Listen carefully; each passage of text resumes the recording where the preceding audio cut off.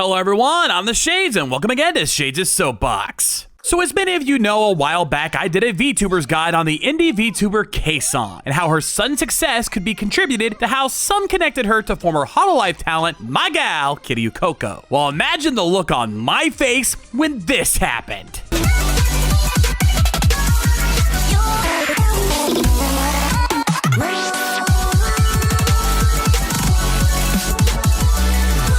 That's right, K-San has now become one of 2 new members of Vshojo as part of their new Vshojo Japan expansion. Seeing K-San on stage at Anime Expo and with a lore video made by Merryweather Media was enough to send my hype machine into overdrive. It's clear that she has taken the success that she made as Coco and has ran with it to make it her own as K-San. She's clearly not coasting on easy street, and her hard work continues to pay off. Now with the support of Vshojo, and given the freedom that agency has to offer, she's bound to reach even greater heights, and I'm excited to see where she goes from here.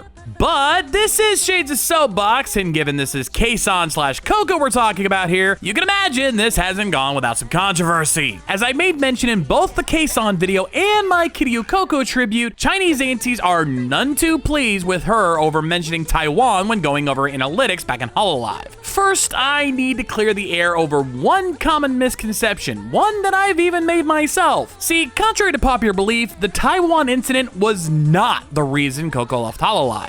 Credit to Depressed Nosagi for covering this, so go watch his video for the full breakdown on Coco's departure, but to simplify it, the Chinese aunties had already begun to back off before Coco ever announced her graduation. While I do still maintain that the stress caused by that controversy had indeed contributed to her deciding to leave, it was not the main cause. Truth is, Coco wasn't able to make the content she wanted to in Hololive. While the meme reviews were a smash hit, stuff like Asa Coco were already being phased out, and she wasn't allowed to be as outgoing as she wanted to be. To be fair, this is understandable from Hololive's end as well. They wanted to be seen as an idol company, and while they were more than happy for their talents to have some personality and get a little crazy, like with Sakura Miko, Hoshimachi Suisei, and Hachima, Coco was wanting to take it much further than even Covercore were willing to go. So there were some creative differences that just couldn't be reconciled between the two sides. But it's not like Covercore hated Coco. In fact, it was the exact opposite. Coco loved her fellow talents, and they, as well as Covercore,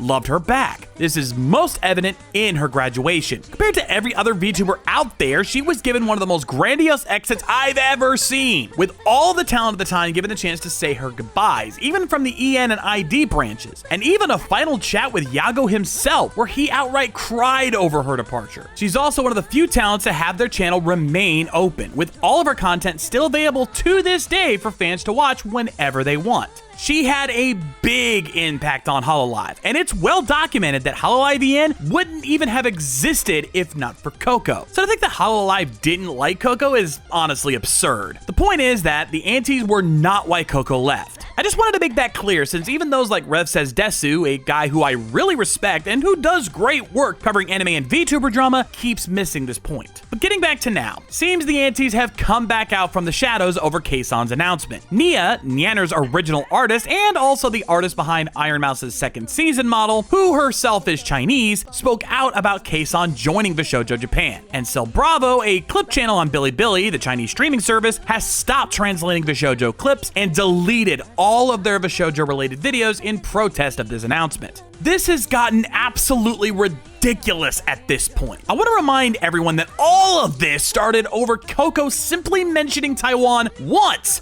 when it popped up in her YouTube analytics. She didn't defend Taiwan, she didn't call out China at all, she just saw how Taiwan was in her top analytics and pointed it out. That's it! They make it sound like she bashed on China, hated their people, and compared their leader to Winnie the Pooh, something that actually has been done before, trust me, when she never said anything of the sort. Their reasoning is thus. Hachima did the exact same thing around the same time, but since she did it first, they forgave her after she was suspended because she apologized, and it was an honest mistake. However, since Coco did it after that, they feel she did it on purpose. Odds are simple that they just both had planned to thank their fans for their success, and Coco wasn't warned in time to avoid bringing it up. But to these aunties, It doesn't matter. She offended them so much that they refused to accept her, basically not satisfied until she's run off the internet for good. I'm honestly sick of this. She was just trying to be thankful for the support, and now she has to deal with this for the rest of her career as a content creator. Fuck you, you commie bastards. Kson doesn't deserve this. And this is all but guaranteed that Vshojo will never look into branching out to China, since why would they want to work with a bunch of asshats that can't even accept the context of a situation like this, and instead seek to blackball someone for such a simple thing? I know not all Chinese people are like this, and many of them are good people, so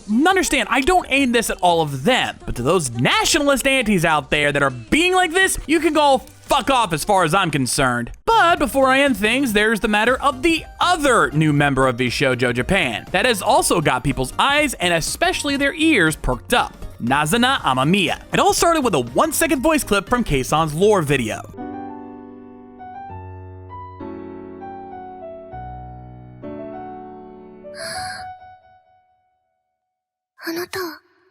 Right away, many felt this voice seemed just a little familiar. Then came time for Nazuna's debut stream, and any doubts as to who Nazuna might be have all been washed away. It's almost 100% certain that Nazuna is another former Hololive talent, Aruha Rushia. As anyone who saw my previous soapbox on the matter knows, Rushia was terminated from Hololive after she released some confidential info while in a panic to clear her name following the controversy with singer Mafu Mafu. She briefly began streaming under her independent name, Miki Neko, but now it appears she's decided to make the same move as Kson. But since she never had the time to establish herself independently, she's opted to start over with a new persona entirely. I'll be honest, I wasn't convinced at first, and even when her debut started, I still had my doubts. But when people noticed that Nazuna was, much like Rushia before her, a bit flat, Nazuna responded in a way that wiped away any doubt.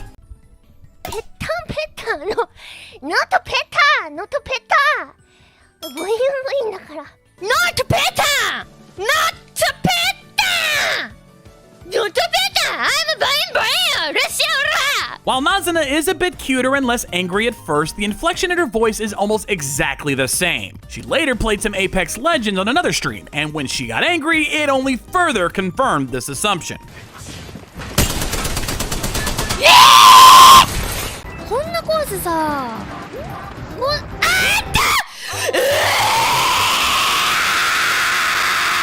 Of course, much like Kson, I doubt we'll ever get any official confirmation, but I think at this point, Nazuna is making it clear that our assumptions are spot on. And if you're still not convinced, Miki Neko went live recently, but accidentally had Nazuna's overlay on her stream for a brief moment, putting the final nail in the coffin.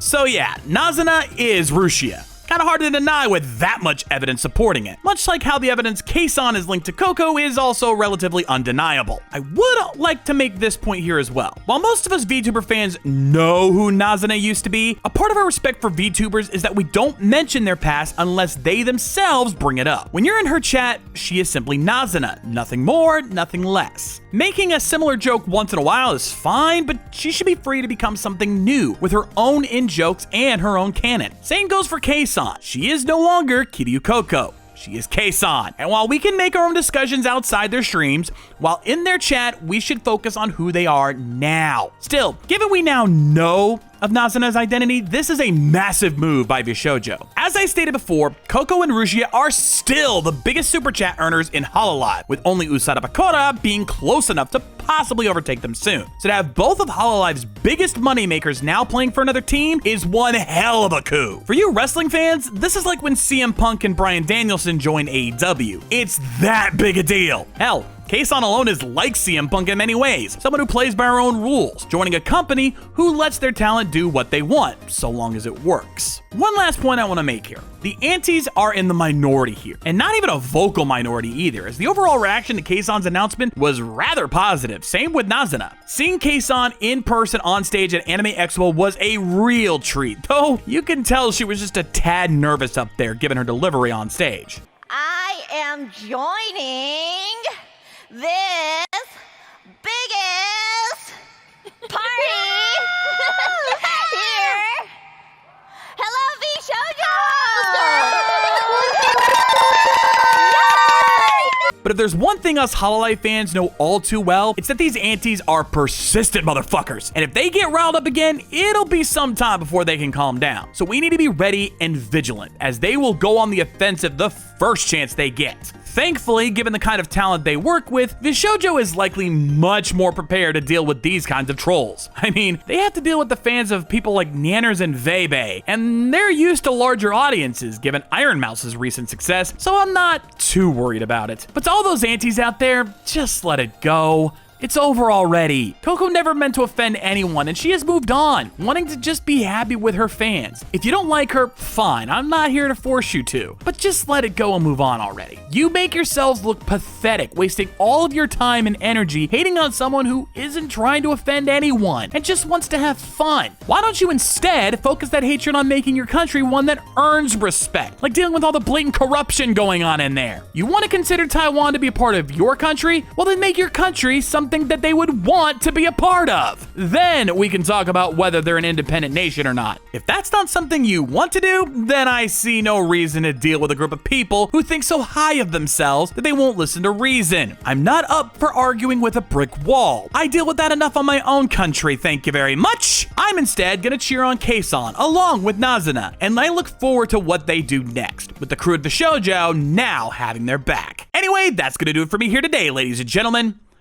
I'm the Shades, and we'll see you next time. Rock on!